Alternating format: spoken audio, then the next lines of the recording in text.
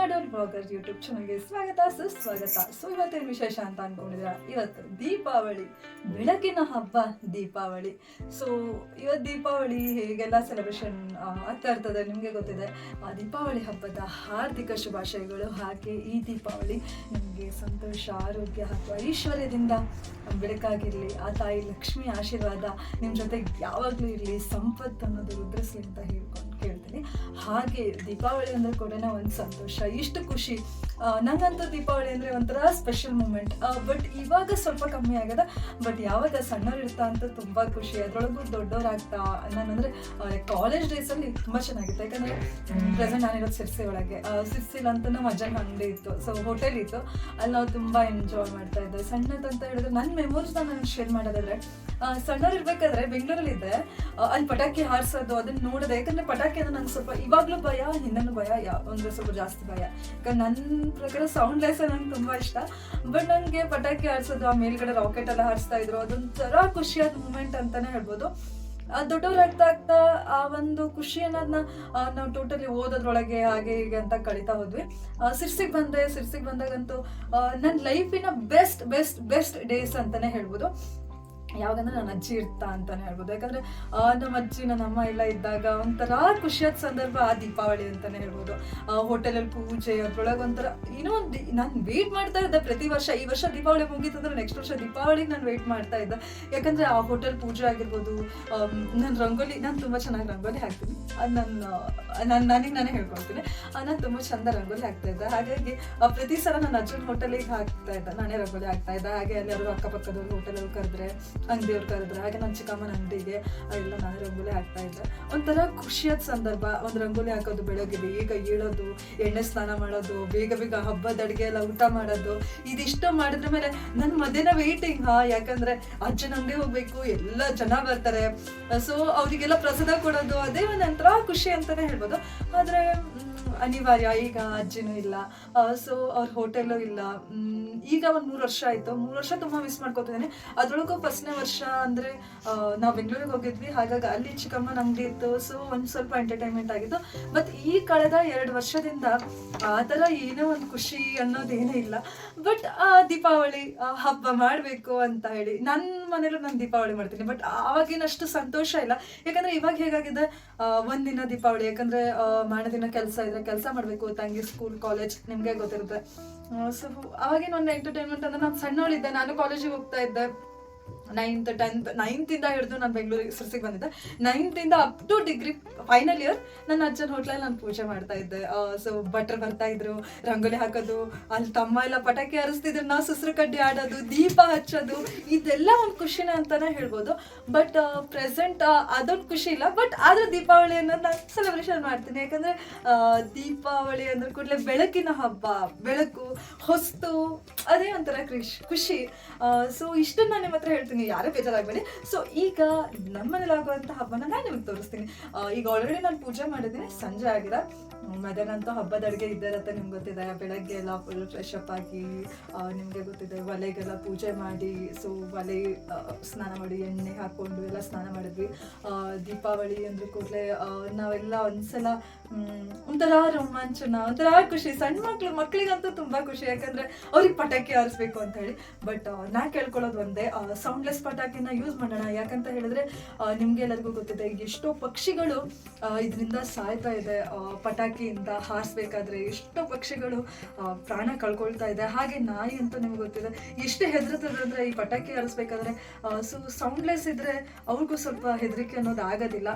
ಹಾಗಾಗಿ ಮತ್ತೊಂದೇನಂದ್ರೆ ಪೊಲ್ಯೂಷನ್ಸ್ ಜಾಸ್ತಿ ಆಗ್ತದೆ. ಸೊ ನಾವು ಯಾವುದೋ ಹಾರ್ಮ್ಫುಲ್ ಆಗಿರೋಂಥ ಪಟಾಕಿನ ಹೊಡೆಯೋದು ಬೇಡ. ಸೊ ನಿಮ್ಗೆ ಗೊತ್ತಿದೆ, ಆ ಸುಸ್ರು ಕಡ್ಡಿ, ಒಂದು ಫ್ಲವರ್ ಪಾಟ್, ಇಷ್ಟರೊಳಗೆ ನಾವು ಮುಗಿಸೋಣ.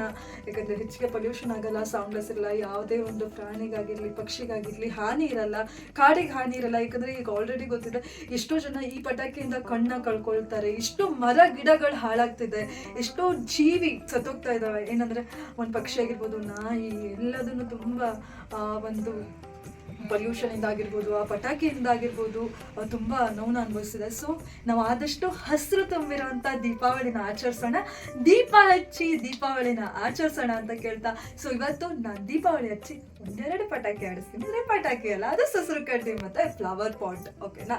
ಬನ್ನಿ ಫ್ರೆಂಡ್ಸ್, ಈಗ ದೀಪ ಹಚ್ಚಕ್ಕೆ ಹೋಗೋಣ. ಸೊ ಬನ್ನಿ.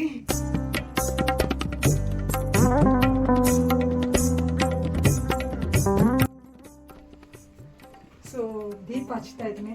ಆದಷ್ಟು ಎಲ್ಲರೂ ಮಣ್ಣಿನ ದೀಪನ ಯೂಸ್ ಮಾಡಿ, ಯಾಕಂದರೆ ಅವ್ರಿಗೂ ಕೂಡ ತುಂಬ ಹೆಲ್ಪ್ ಆಗುತ್ತೆ. ಯಾಕಂದರೆ ಆಲ್ರೆಡಿ ನಾನು ಕುಂಬಾರನ ವಿಡಿಯೋದೊಳಗೆ ತೋರಿಸಿದ್ದೀನಿ ದೀಪ ಎಲ್ಲ ಹೇಗೆ ಮಾಡ್ತಾರೆ, ಎಷ್ಟು ಕಷ್ಟಪಟ್ಟು ಮಾಡ್ತಾರೆ ಅಂತ. ಆದಷ್ಟು ನಾವು ಮಣ್ಣಿನ ದೀಪನ ಯೂಸ್ ಮಾಡೋಣ. ಹಾಗೆ ಪ್ಲೀಸ್ ಬಾರ್ಗೇನ್ ಮಾಡಬೇಡಿ, ಯಾಕಂದರೆ ಅವ್ರಿಗೂ ತುಂಬ ಕಷ್ಟ ಇರುತ್ತೆ. ಸೊ ಇದೊಂದು ಹಬ್ಬ ಅವ್ರು ಕಾಯ್ತಾ ಇರ್ತಾರೆ, ಯಾಕಂದರೆ ದೀಪನ ಮಾರೋದ್ರ ಸಲುವಾಗಿ. ಸೊ ಪ್ಲೀಸ್ ಆದಷ್ಟು ನಾವು ಬಾರ್ಗೇನ್ ಮಾಡದೆ ತಗೊಳ್ಳೋಣ. ಸೊ ಬನ್ನಿ ಈಗ ದೀಪ ಹಚ್ಚೋಣ.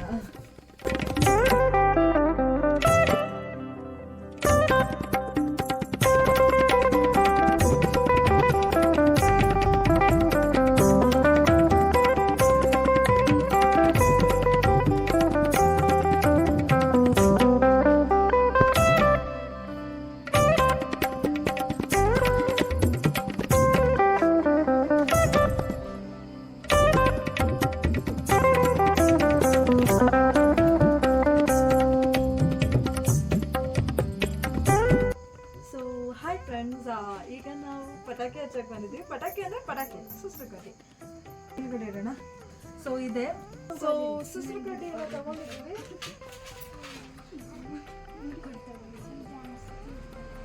ಇದೆ ಸುಸರು ಕಡ್ಡಿ.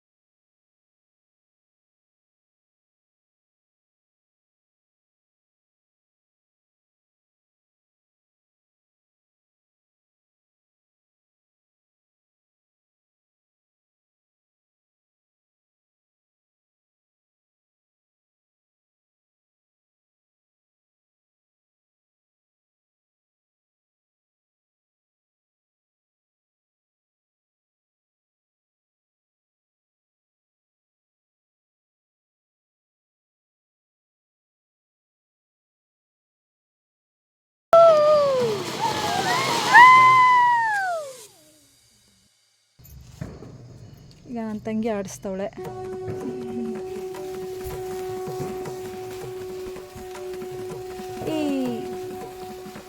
ಯಾಕಂದರೆ ಇಲ್ಲಿ ತಂಗಿ ಶಾರ್ಟ್ಸಿಗೆ ವಿಡಿಯೋ ಮಾಡ್ತಾ ಇದ್ದಾಳೆ, ಅದಕ್ಕೆ ತಂಗಿ ಆ ಕಡೆ ಕ್ಯಾಮ್ರಾದಲ್ಲಿ ನೋಡ್ತಾ ಇದ್ದಾಳೆ.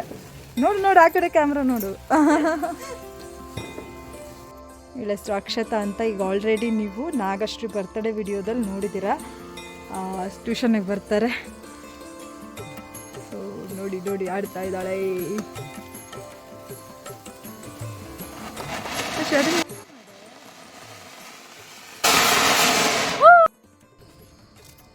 ಹ್ಯಾಪಿ ದೀಪಾವಳಿ. ಹಂಗಲ್ಲ, 1 2 3 ಸ್ಟಾರ್ಟ್. ಹ್ಯಾಪಿ ದೀಪಾವಳಿ. ಎಲ್ಲರೂ ಮಲೆನಾಡು ಬ್ಲಾಗರ್ ಯೂಟ್ಯೂಬ್ ಚಾನೆಲ್ನ ಸಬ್ಸ್ಕ್ರೈಬ್ ಮಾಡಿ, ಶೇರ್ ಮಾಡಿ, ಯಾವುದೇ ಕಾರಣಕ್ಕೂ ದೀಪಾವಳಿ ವಿಶ್ನ ಹಾಕೋದನ್ನು ಮಾತ್ರ ಮರಿಬೇಡಿ. ಸೊ ಇಷ್ಟೋ ತನಕ ನೀವಿದ್ದಿದ್ದು ನಮ್ಮ ಜೊತೆಲಿ ಮಲೆನಾಡು ಬ್ಲಾಗರ್ ಯೂಟ್ಯೂಬ್ ಚಾನಲ್ ಜೊತೆಗೆ. ಸೊ ಈ ವಿಡಿಯೋ ನಿಮ್ಗೆ ಇಷ್ಟ ಆದಲ್ಲಿ ಪ್ಲೀಸ್ ಲೈಕ್ ಮಾಡಿ, ಶೇರ್ ಮಾಡಿ, ಸಬ್ಸ್ಕ್ರೈಬ್ ಮಾಡಿ. ಹಾಗೆ ಈ ವಿಡಿಯೋ ಇಷ್ಟ ಆಗಿದ್ದಲ್ಲಿ ಫ್ರೆಂಡ್ಸ್ಗೆ ಶೇರ್ ಮಾಡೋದನ್ನ ಮಾತ್ರ ಮರೆಯೋಕ್ಕೆ ಹೋಗಬೇಡಿ. ಸೊ ನಿಮ್ಮ ಆಶೀರ್ವಾದ ನನ್ನ ಜೊತೆಗೆ ಯಾವಾಗಲೂ ಇರಬೇಕು. ಸೊ ಮತ್ತೊಮ್ಮೆ ದೀಪಾವಳಿ ಹಬ್ಬದ ಹಾರ್ದಿಕ ಶುಭಾಶಯಗಳು ನಿಮಗೂ ನಿಮ್ಮ ಕುಟುಂಬದವರಿಗೂ. ಈ ದೀಪಾವಳಿ ಹಬ್ಬ ಎಲ್ಲ ಖುಷಿ ಸಂತೋಷ ಎಲ್ಲದನ್ನೂ ಹಾಗೆ ಕಾಪಾಡ್ಕೊಬರಲಿ ಅಂತ ನಾನು ಕೇಳ್ಕೊಳ್ತೀನಿ.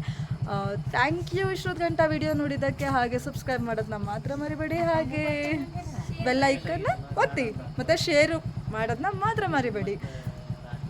ಲಾಸ್ಟ್ ಟಾಟಾ, ಬಾಯ್ ಬಾಯ್.